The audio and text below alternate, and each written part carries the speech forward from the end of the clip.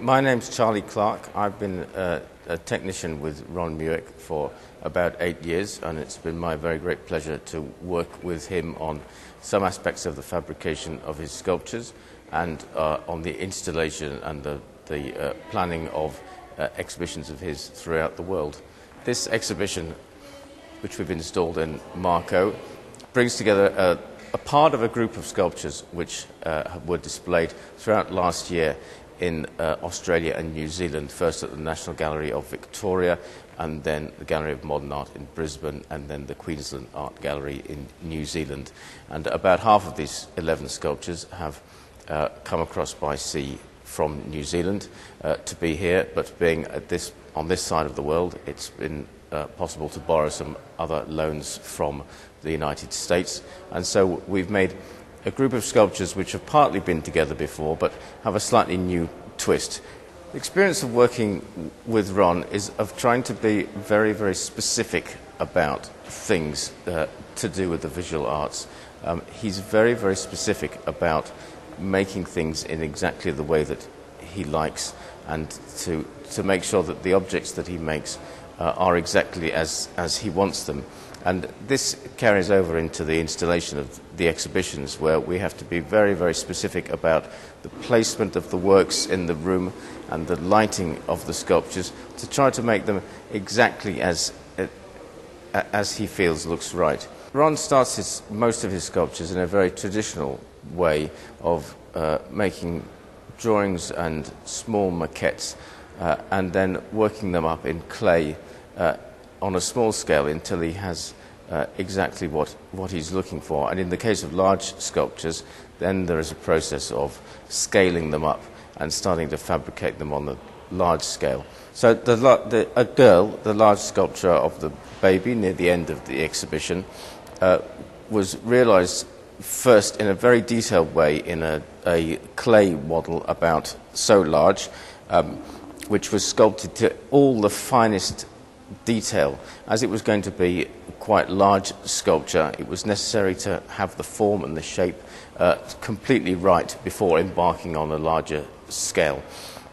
So this small clay model, in all its detail, was then molded and cast out into a way that it could be then sliced up into sections, and each section was taken apart and blown up onto the large scale and then put back together in order to make an armature, exactly the form, but with just the surface removed, so that there was room then for a layer of clay to go over the armature, which could then be sculpted in all its detail. I think the public have a very strong reaction to Ron's work. I think obviously initially the moment you see it, it's very captivating, the obvious skill of fabrication.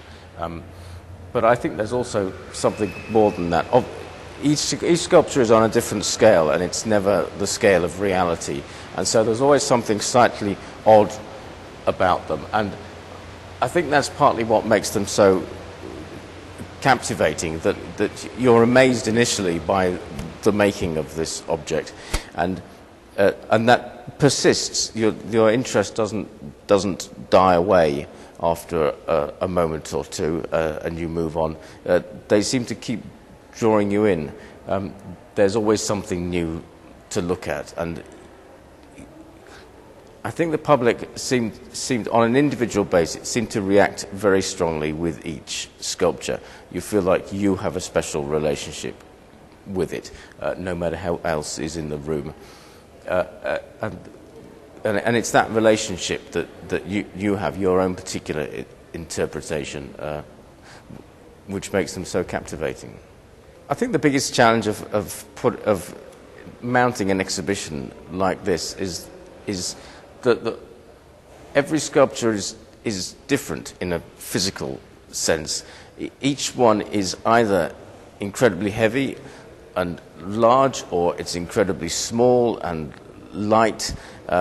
Some of them are very, very fragile on the surface, others are easier to pick up. Every sculpture has its difficulty in its installation and display, whether it's something very, very tiny which is light and just hangs on the wall on one screw, but to protect them and make them safe throughout the transport and the installation and then the exhibition itself.